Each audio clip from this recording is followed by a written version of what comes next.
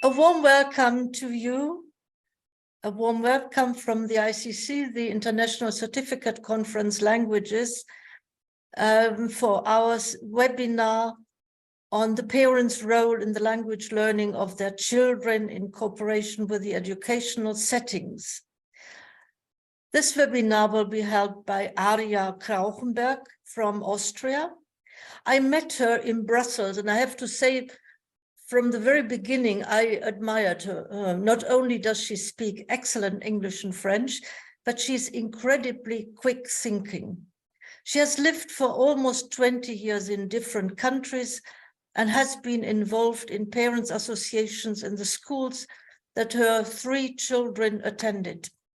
Back in Austria, she became a member of the Regional Association of the European Parents Association and was president of this European Association in 2018 to 2019, where she now works as project coordinator.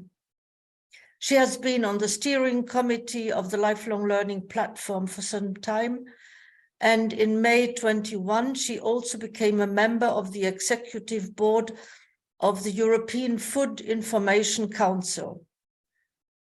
And wherever she is actively involved, it is for the best of the organization.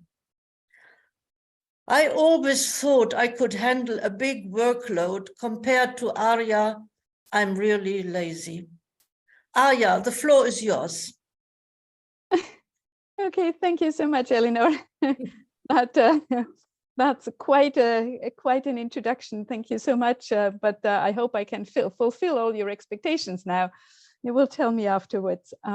So thank you very much, first of all, to the ICC and especially to Eleanor, but also to Barry and to Lilian for the invitation to be here with you today and to speak about parents and language. As Eleanor already said, I am a project coordinator at the moment at the European Parents Association, but I also was a member of their board for some time. And actually, we have met various times with Eleanor at the meetings of the ECML, the European Center for Modern Languages. And that is situated in Graz. And as I'm based in Vienna, that is really almost around the corner from me. So that have always been very, very fruitful meetings. Because I think that many of you might not know the European Parents Association. Some maybe yes, some maybe not at all. I will start my presentation with giving you a very quick overview of who we are and what we do, so that you know a little bit what my background is and why I sort of think that I'm entitled here to speak on behalf of the parents. So who are we? We are an umbrella association. And we have about 30 members from 24 countries in Europe, from Ireland to Cyprus, from Estonia to Portugal, so north, south, east, west. We cover quite a bit of territory. We were founded in 1985 in Milan, in Italy. In 1987, the legal seat was moved to Brussels. And here on the screen, you have our current 7 board members, and you can see by the indication in parentheses next to their names that they all come from different countries, which is a criteria asked for in our statutes, so that all the width and breadth of Europe is represented. We have 2 main objectives. One is fostering exchange among our members with all these different topics that you can see here. And of course, we focus very much on parental involvement in education. This is what we strongly advocate for. But we also do so through representation at the European level. So we work a lot with the different DGs of the European Commission, but also with the Council of Europe, with the European Parliament and so on. And we participate in several projects that will also be a bit a topic of my intervention a bit later on.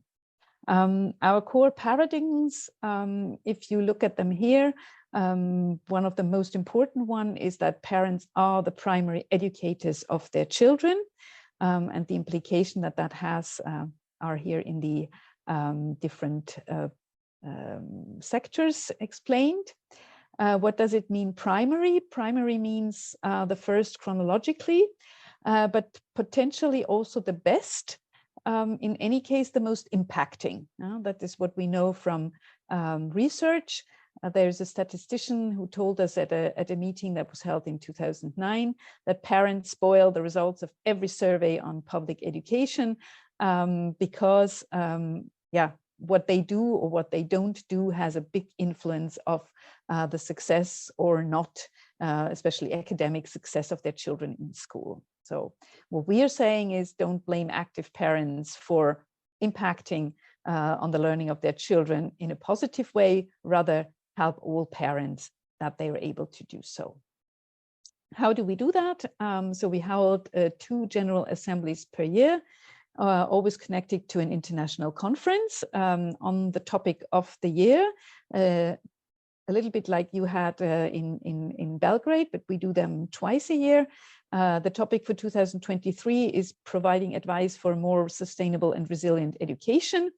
And we already had one of our conferences in Slovenia in April, and we'll have another one in Rome in November. We do also international and regional meetings. Our board members participate in members' events. We represent the association at international conferences and working groups, and we communicate through newsletters and social media and participate in different projects. Here are a few examples of these projects, and 2 of them I will mention also a bit later on. But let us get back to parents and language. There has always been a big interest in finding out how languages came into being and how human beings acquire language, and different theories were established. Some elements proved true, some were later contradicted, and one of the oldest stories of languages and how they came into being is probably the story in the Bible of the Tower of Babel, which states that God was angry on humans for wanting to build such a high tower that mankind would be able to reach heaven, that he made people speak in different languages so that they wouldn't understand each other any longer, and therefore not be able to complete their undertaking. So in a way, we have maybe tried to remediate that situation all over the past thousands of years in trying to re-establish communication. The painting, if you know it, is by Peter Bruegel the Elder, and it's one of our masterpieces at the picture gallery at the Museum of Fine Arts here in Vienna. But I spare you the whole history of theories and what was thought, how languages come into being. I mean, we have Plato, who thought that word meaning mapping was somehow innate. That was also the case with other philosophers, but already in these ancient times, there was a debate on whether the meaning of words was not established over generations and therefore learned. Yeah? And in this learning process, definitely parents have a very decisive role. As you have seen, we advocate very strongly as European Parents Association for the recognition of parents as primary educators of their children once they're born. But when we talk about language and language acquisition, we know today that this starts even earlier, when the baby is still in the mother's womb. Science has proven that babies recognize familiar voices, especially the mothers, already before birth. And as they react to music, they're also sensitive to intonation, the melody of the language, if you like, which is different from one language to another. But it shouldn't only be the mother, as in this picture, but also the father or other family members that should talk to the baby, if possible, already before birth. Once children are born, they need stimulation to continue developing their language skills. So singing and talking to them remains important. But not only talking to them, but also with them, because even small children will react when invited to do so. And gradually, they'll also be able to make their own decisions about things that directly affect them. Like, for example, asking whether they want to put on the red or the green socks, or the t-shirt with the dolphin, or the one with the dinosaur. Already small children can make those decisions and respond. But it's not only important to involve children in decision-making processes, it's also important to watch out for the words and expressions you use as a parent or a carer.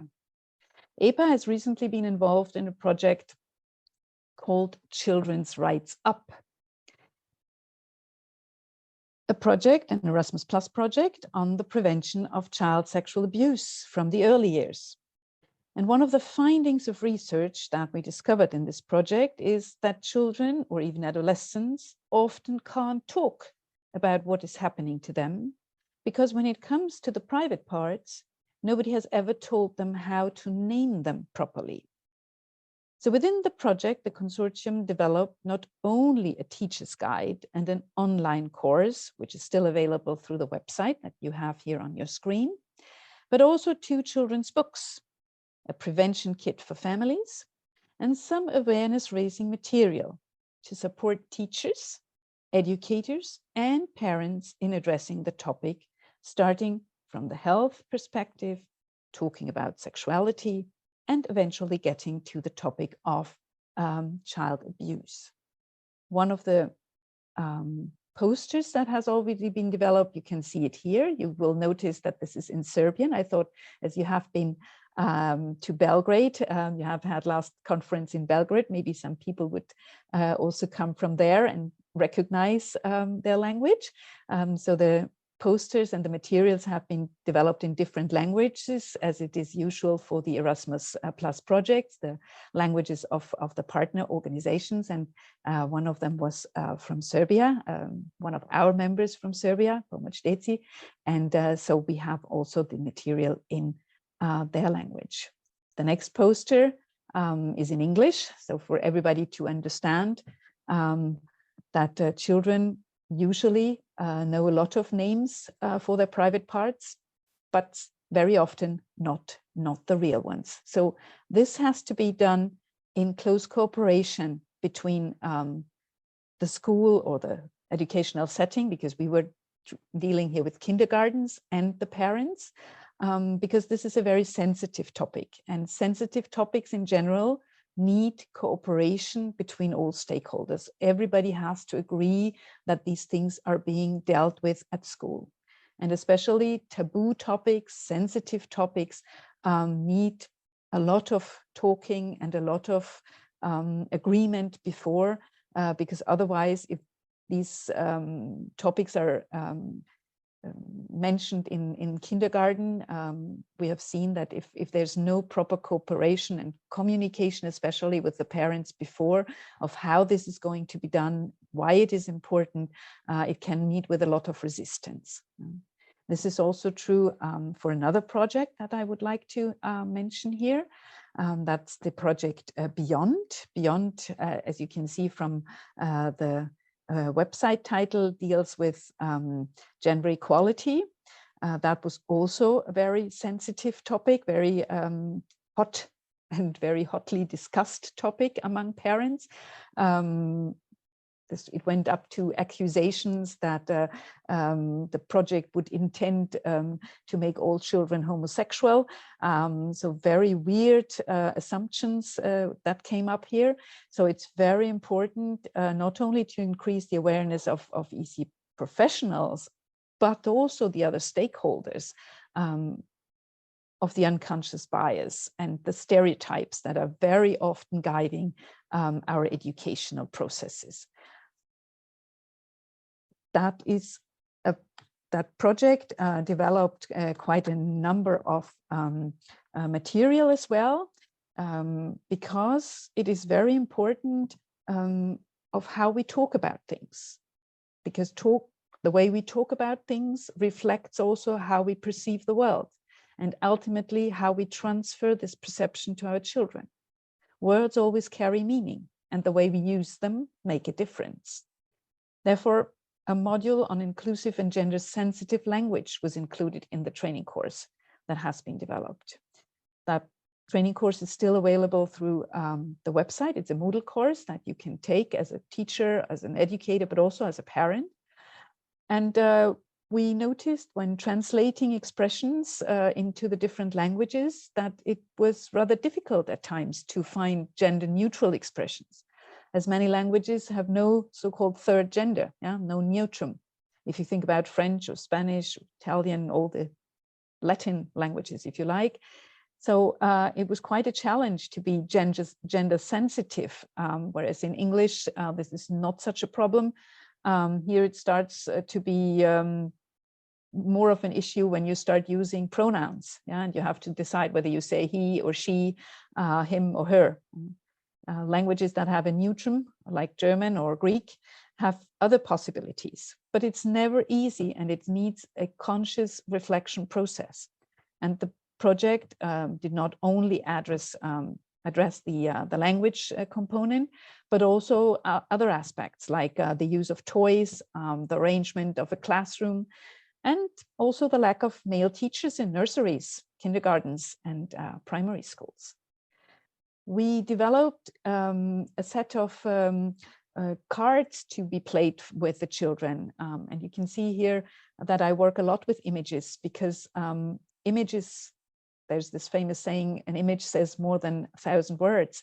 And you can always add the names of these professions, for instance, or these activities, as you can see on the right side, the girl and the boy equally using washing machine. You can use these and add the respective language on the back.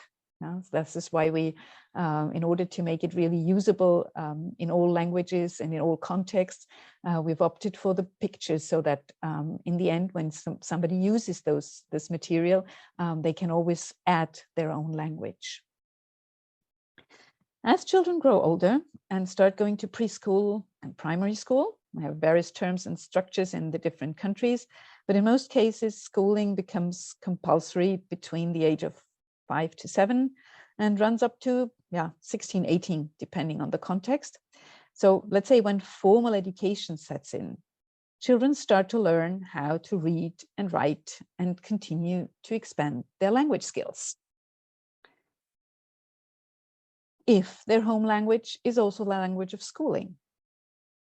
If it is not, if they're L1, their first language or home or family language, whatever you want to call it. Before, it used to be referred to very often as the mother tongue, but it's not only the mother tongue. So if it's not the language of schooling, things might become more complicated, depending on how well schools deal with the various languages that their pupils bring to the classroom.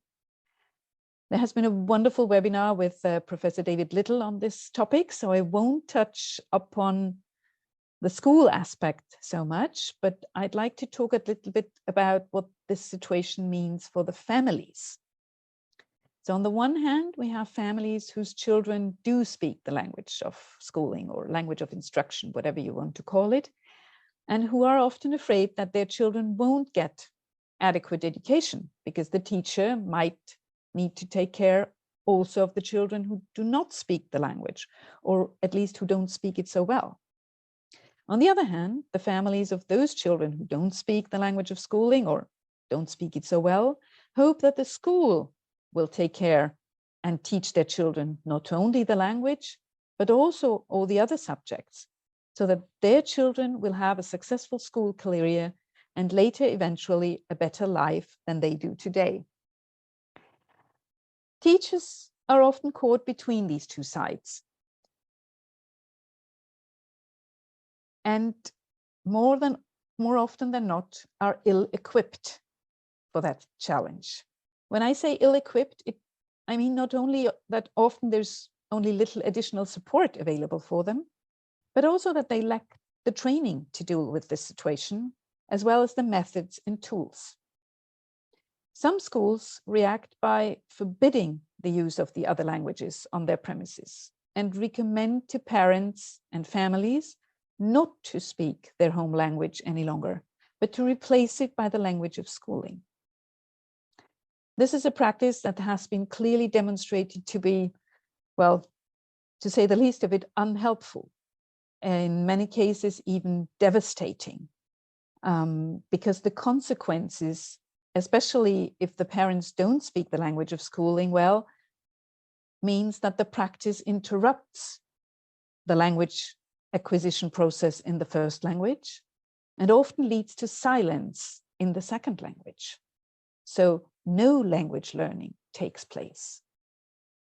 This is a phenomenon that has been very intensely studied and is very well documented, especially by Catalan sociologists, sociolinguists as well, following the interdiction of Catalan during the Franco regime in Spain. So we can all learn from that. And if there's an argument in the school, this is something, there's sound evidence of why this is not a good practice. But now, what can parents do if children have this issue? Actually, the solution is very much the same as for the children who do speak the language of schooling.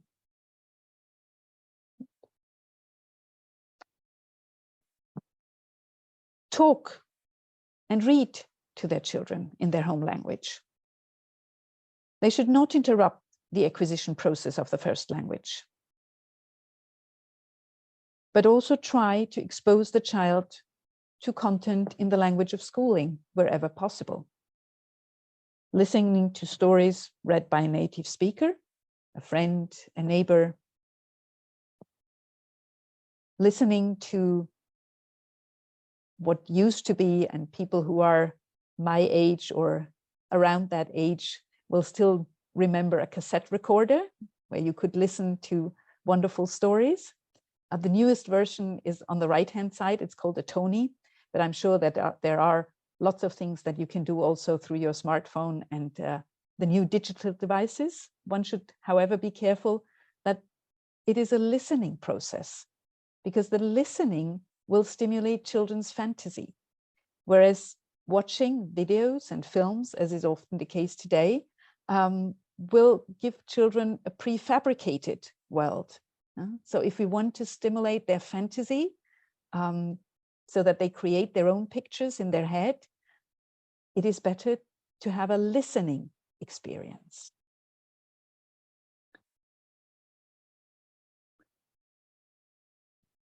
Another important point is to realize that as a parent, you're a role model for your child, and they will imitate your behavior rather than doing what you tell them. The famous "do as I tell you, but don't do as I do" has never worked, and it doesn't work to this day, as you can tell from this cartoon, where the mother with a smartphone in her hand asks the mother with a book in her hand how she makes her child reading books. Well, contrary to what people often think, children notice and imitate habits that parents sometimes are not even aware of having. They are very good observers. And it is important that this role modeling function is exercised in an appropriate way. So if you read books, your children might have a stronger tendency to do so as well. And that might stick with them for a longer time. Offering children the opportunity to exchange with other children, whether it's in the park, at sports, meeting friends at the playground, or just by simply taking a walk together and talking about the things that you see. This might sometimes be difficult for people who live in a strong, the language of schooling speaking community. But they can also ask for help, to build bridges with other communities, with the majority society. And the school has a big role to play here. They can enable these exchanges by organizing meetings between parents and other children. There are lots of possibilities, end of the school year, beginning of the school year, certain festivities that are held in the school. So there's a lot of things that can be done together. So the cooperation between the educational setting and the home can take various forms. We know from certain countries that they have a specific person that is there as a home school liaison officer, somebody who's really there for the questions, challenges, problems that parents or other families might bring. And they dedicate their time. I've seen cases in Ireland, but also in the United Kingdom. Usually this is a teacher who really has this task, is not for a year or even longer period of time, not teaching in a classroom, but dedicates all his or her time to taking care of the relation between the home and the school. And that is also very beneficial for the language learning. Not only for the children, very often also for the one of the parents. So cooperation between all stakeholders is a very important point when it comes to language learning, but also when we learn to live together in a society, because language at the end is a means of communication. But the communication is not an end in itself. It is there to make us live together in a positive, respectful way, as it is said in the UN Charter on the Human Rights in Article 5, quality education for all children, taking into consideration their cultural background and making quality education possible for all. Thank you.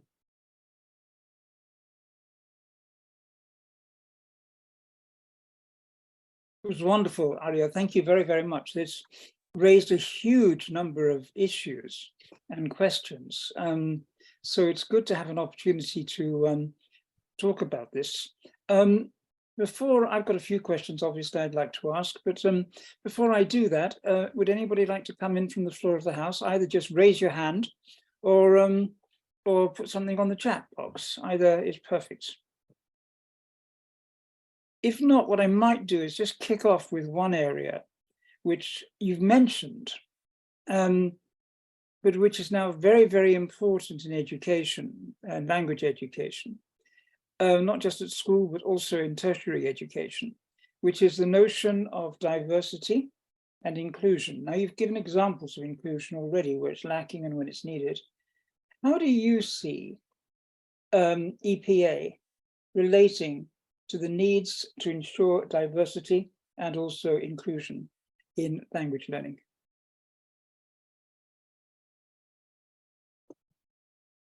Well, I think we're all aware that inclusion is absolutely necessary. Yeah, there's almost no school where there's no diversity, and I always like to say, well, even in the remote Austrian Valley, being Austrian, this is one of the examples I know, that even in remote valleys in Austria, where there might not be children from a migrant background, but children speak a very strong dialect at home.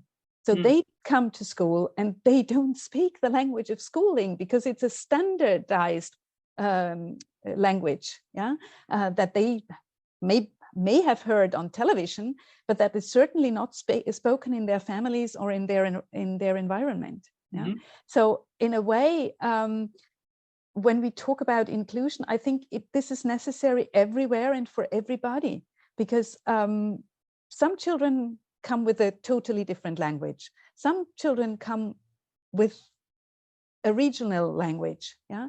So I think the completely, in our case, homogeneous German-speaking class doesn't exist, and it probably never has. Yeah. It's an illusion. And unfortunately, teachers have been educated and trained to teach in front of such an illusion. Yeah? And they have big difficulties to make the practice match the theory that they have learned at the university or teacher training college or whatever it was. Yeah? And I guess that's the case almost everywhere. And I think we need to say goodbye to this idea of the homogeneous classroom with everybody speaking the same language. Yeah? And the quicker we do, and the faster we equip people with the adequate tools and methods, because they are there. It's not that they don't exist; they have been developed. So we need to train people in this way, and then this is possible. I'm pretty convinced. That's lovely. Thank you, Arja. If I can turn the floor over to our new joint chair of the ICC. Oh, Barry. Welcome. Arja, thank you very much. That was very interesting. I was just wondering while you were speaking. At the moment, I'm involved in a lot of community projects because, as you know, I'm based in Germany and we have over 1.5 million Ukrainians. I deal with a lot of families that just come over to our village and send their children immediately to school, not knowing a single word of German. They are overwhelmed. The parents are overwhelmed. I was just wondering, is there some kind of training, teacher training project or whatever program that runs in Germany you might know of that could be helpful both to the teachers and to the parents? Because I do not think that the teachers at the moment where I live, and this is Bavaria, have any kind of some kind of training that would help them help these children not being so overwhelmed when they come to school and sit there and do not understand a single word. Yeah, I mean, that's a terrible situation. And of course, it's made worse by the fact that these children are already traumatized. I mean, they're traumatized because they had to flee a war. Yeah. So that adds layers of complication, I would say. Yeah, it's not only about a new language, a new environment, a new country, but it's also the fact that they did not voluntarily leave their country, that they might have had terrible experiences back home. So I think that really requires, and when I say all stakeholders, I was talking not only about parents and teachers, but I also think we need to involve social workers and psychologists and everybody that is involved in helping those children. Yeah. When it comes to programs, the ECML, as mentioned before by Eleanor and also by myself at the beginning, the European Center of Modern Languages, has a long history of developing programs to help teachers deal with such a situation. I know that Terry Lamb and Brigitte Gerber, who are part of the also of the Professional Network Forum, have developed or have been going around with these programs, helping schools and teachers. The Relang project, for instance, is very good in this way, where they really help people to reflect on how to integrate different languages and how to help these children to acquire the new language. Yeah? Of course, for small children, it will be easier. For elder children, it will be more complicated, but elder children very often already have some or have had some instruction in English. So they have already a kind of scaffolding there that they can use in order to acquire the new language. But one of the issues that we have here in Austria with the Ukrainian children and their parents is that, especially at the beginning of the war, people did not want their children to go to an Austrian school because they thought they would they were going back in a 2-3 month time. So they wanted their children to continue learning in Ukrainian. That's true. And especially the older children, they were all on online courses. Yeah. True. And it was very difficult to make them understand that schooling is compulsory up to the age of 14 or 15. Yeah, it's 9 years in Austria, and I'm pretty sure it's the same in Germany, if I remember well. So that they have to go to school, yeah, and that they cannot lead this kind of parallel life, yeah. So there was a lot of convincing also through the parent association to tell newly arrived parents that there's no way they can keep their children home, yeah. Of course, that created a huge discussion, because during the pandemic, of course, that was possible. Yeah? Yeah. So. And the Ukrainians had put up all this wonderful system of online learning through the pandemic that they now used to other ends, yeah. So they did not see any necessity to change that. So that there were huge discussions here as well. Yeah, there were huge discussions here as well. And I know that I mean, in Vienna, even before the war started, there was what we call a Saturday school. On Saturdays, there was the Ukrainians would rent an Austrian school and would have their Ukrainian instruction for Ukrainian children there. So before the war, they had about 200 students that attended that Saturday school. Well, that number rose to 800, I think, within 3 or 4 weeks. And then that school was too small, because that is a school for 800 pupils. They had no space for the others. So they had to expand that to other schools. But it's always in this, I think in the back of their mind, it's always this, but the war will be over and we will go back, and we need our children to continue instruction in Ukrainian language. So it's a bit different from other migrants, I would say, who come to stay and who are more maybe interested also that their children really learn the language, because they want them to have a better life in Austria or in Germany. Yeah. Well, thank you very much. I will look up the ECML and see. Please do. And if you need any contact or whatever, don't hesitate to drop me an email. I'd be happy to put you in touch. Oh, please. Thank you very much. That's kind of you. I will. Excellent. Thank you very much, Miriam. Thank you, Arja. Very quickly, Prudence, I'm not sure if I can bring you in on this. You've put up a note to say that the Bell schools have some resources for teachers and families covering understanding the impact of trauma on pupils and families. And I wondered whether you'd like to come online and say a word about it. I'm very happy to. Can you hear me? Yes, please, go ahead.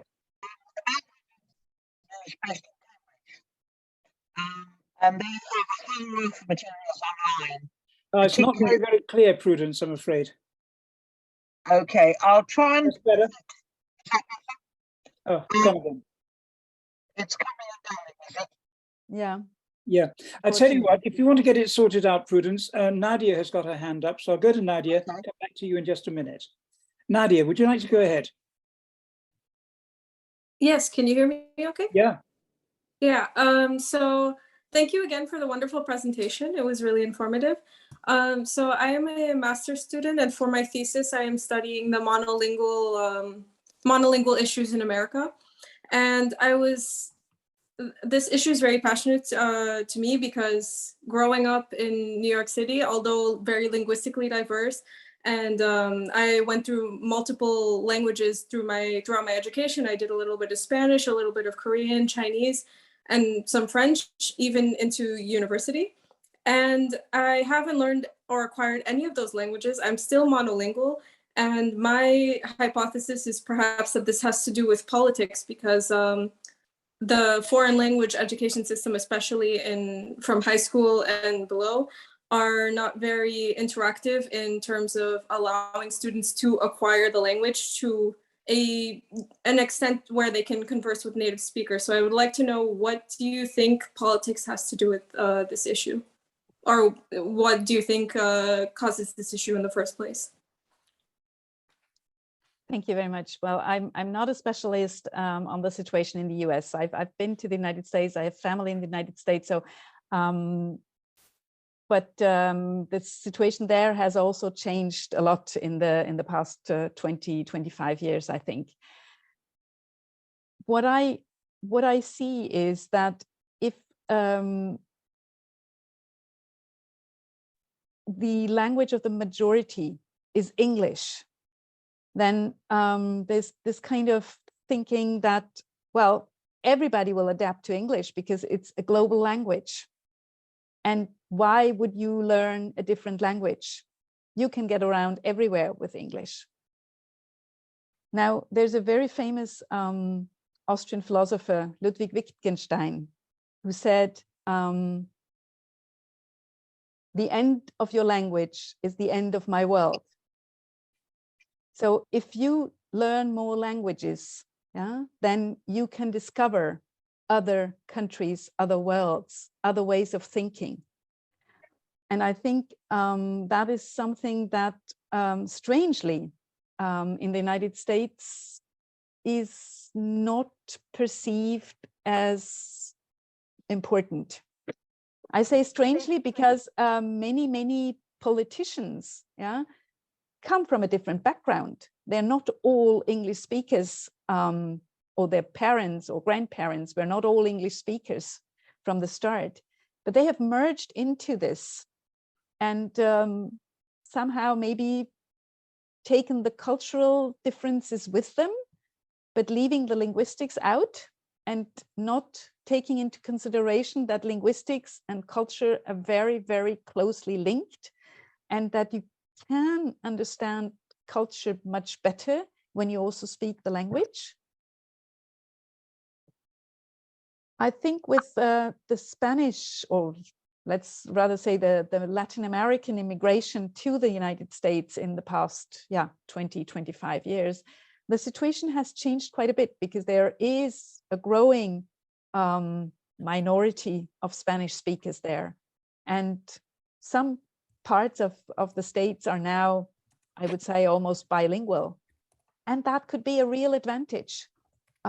We do have bilingual schools in many of the European countries, some with English, some with neighboring countries' languages, depending on the regions, depending on the context.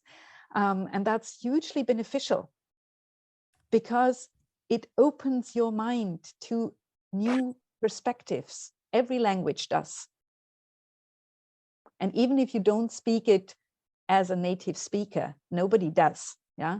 My English is okay, but I'm not perfect. I would not even say that I'm perfect in German, yeah, even though that's my first language. But believe me, when I get a report from my father's doctor and I need to translate to my father what the doctor said, I go and I call a friend of mine who's a doctor and I say, can you explain to me? So nobody's ever perfect in a language, but to the extent that you can understand and communicate with each other, I think that's the most important point. Thank you very much for your insight.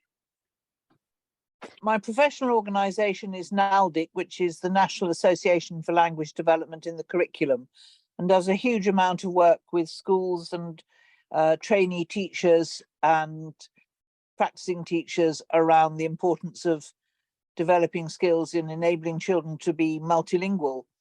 But the Bell Foundation, which is based in Cambridge, as I said, has particularly developed materials around supporting pupils who've come from the Ukraine, and exactly in the situations that have been described, not necessarily expecting to be here for a long period of time, but also for schools to be aware that they are possibly suffering as a result of trauma and other factors like that. And there's a whole set of materials that if you access the Bell Foundation website, you would be able to download.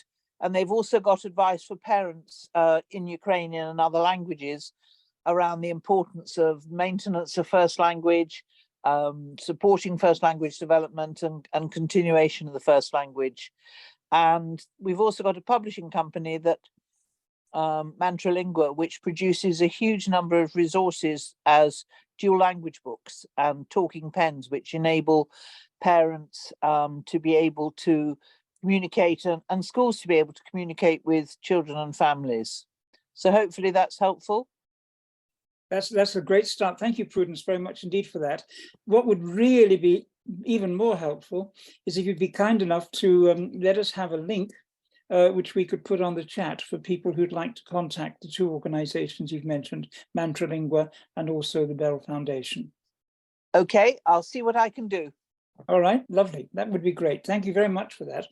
Okay, we've got a couple of minutes left if anybody has any more questions. I've got one which might be of interest. It's a colleague of mine who is Turkish background, but brought up in the UK, and teaches graduates from Turkish universities who are coming over here in the UK to do their masters or whatever it happens to be. And they are saying how demotivated they are when they work in the universities in the UK, because the language they've been taught by their teachers in school and even on university courses has actually been focused on the grammar and the linguistic system. And they are completely out of tune with the context and knowing what language to use in any particular situation. And this is quite a general comment, which my colleague is finding mentioned by her students. And it may be that Burcu and Mohammed and others may have a comment on this as well. But first of all, how do you react to that, Arja? Well, I think there has been a lot of change in how languages are being taught. Yeah? I used to have a friend, wonderful French professor for Spanish, who had also studied in his time German and Russian. And I said, well, this is fantastic. Then we can speak German to each other. And he said, I can't speak German. I've learned Schiller's poems and Goethe's, and I can cite pages out of books. I can cite Pushkin. Yeah, as long as you want them. But I cannot go out and ask where the railway station is or buy a piece of bread in those languages. Because this was the way in those days languages were taught. You got the grammar, yeah, a bit like Latin or ancient Greek, you got the grammar, and then you would go for literature and you would translate. But that would not enable you to deal with everyday life situations. So fortunately, at least in Austria, and I also know in Germany and in many other countries, this has gradually changed, and conversational language has been put forward, yeah, so that people can communicate, they can go and ask where the railway station is, and they can ask for the next train, and they can buy bread, and they can do all these things. Yeah? And then as you go along, you might also go and eventually read literature in that language, but that's no longer the main focus, which I think is good, because as those poor students said, it's very demotivating. Yeah, you have the impression that you have studied for a long time and then you can't do anything with it. I mean, that is also the case with many other subjects that we still teach today. Take, for example, mathematics. I remember that one of the first meetings, parent meetings I went to, one of my elder colleagues whose daughter was just about to finish her school career with a school leaving exam, said, oh, you know, my daughter can calculate the volume of a rotating hyperbole in space, but she cannot fill in a bank transfer. So yes, we need also high mathematics, but we need to make children understand why they should learn this, what purpose is behind there. And I've been, or also as Parents Association, we have been pleading for a long time to make things more practicable, to work more on project-based, on project basis or inquiry-based learning, because it also motivates students when they see what this actually, what purpose that the things that they learn actually have. Yeah, I agree with you. Student engagement is absolutely the key to this. And Burcu has actually made a very important point, which is it's individual teachers who have difficulty getting hold of the new methodology, because in fact, the Turkish government is right behind this and has been pushing a more inclusive and diverse education operation. But obviously, teachers don't, because they've been educated maybe a different way, don't necessarily get on board with this. And I think that happens in Europe as well as in Turkey and in other parts of the Middle East. Well, absolutely. I don't know if you have a comment on that. I think it's the problem is was the hen there first or the egg? So what do we do? Do we first train the teachers in a different way, and then they can go out and do this? But that might take another 10 to 20 years. Or do we try and start this right now with little bits and pieces? Yeah, and I think what we have seen, yeah, there are teachers who are already able to do that. A lot also goes by putting forward different materials, and I think there are great materials already there, books and audio material and films and things that you can use. So this is really helpful, and even teachers who have not been taught or not been trained to teach in that way, that can be helpful if they're willing to do so. Well, I think you've made the point, and I think that Burcu just makes a very important point, that it is in-service training that is going to actually achieve that, and that's what needs to happen. We've got to stop it there because we're almost on time. Thank you, Arja, very, very much for answering all the questions, and thank you to everybody who's asked the questions. I noticed Prudence has been kind enough to put up the link on the chat for Bell Foundation and also for Mantra Lingua. So if you are looking for the materials that she discussed in her question and answer, maybe it can come across. Give us a second.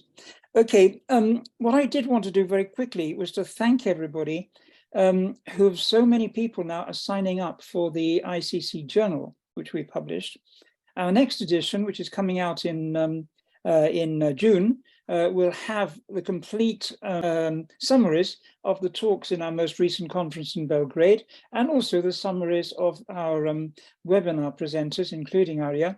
And so basically, do subscribe to that. It's free of charge. You can get it anywhere online, and it helps keep you up to date with developments. And also, if you've got research and good teaching ideas, let us have them, because we would love to publish them and make them available to our members and anybody else who's interested.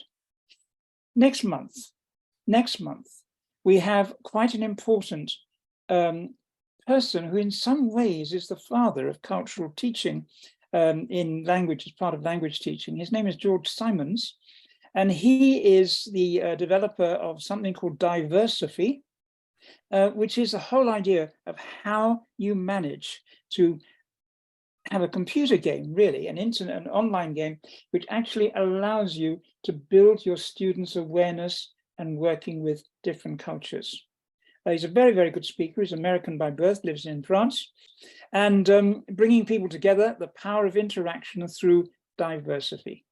And I think you'll find that a really interesting, really practical, and really useful operation. And one of our previous webinar presenters, Ulrike Stiegler, actually is a member of Diversity, and really loves it. Okay, one final one, Lillian, we have, which is about the Uralta, and I think, Miriam, that should be your honor to present. Right, yes, I'll just say a few words. What is interesting, perhaps, for today's webinar as well, is that in autumn we'll be presenting a new concept, which is the teacher training program Uralta, but we'll be looking into detail to teaching refugees and asylum seekers, because we've realized there's a lot of people at the moment who are volunteer teachers who want to do it more professionally. And so we have come up with a new concept dealing with these issues. So we'll be very happy if you can tell other people about it. It will be on our homepage, or if you would like to join us yourselves. So thank you for the attention, and I wish you a good evening. Thanks very much indeed. Okay, so I think that's it. We will provide you with an e-certificate of attendance. Just let us know to info@icclanguages.eu. And thank you very much for joining us. And thank you once again, Arja, for a really fascinating and stimulating presentation. It was my pleasure. Thank you very much for having me, and looking forward to your future webinars, because I also learn a lot from them. So thank you very much for organizing all this. Thank you. Alles gut, alles klar. Vielen Dank.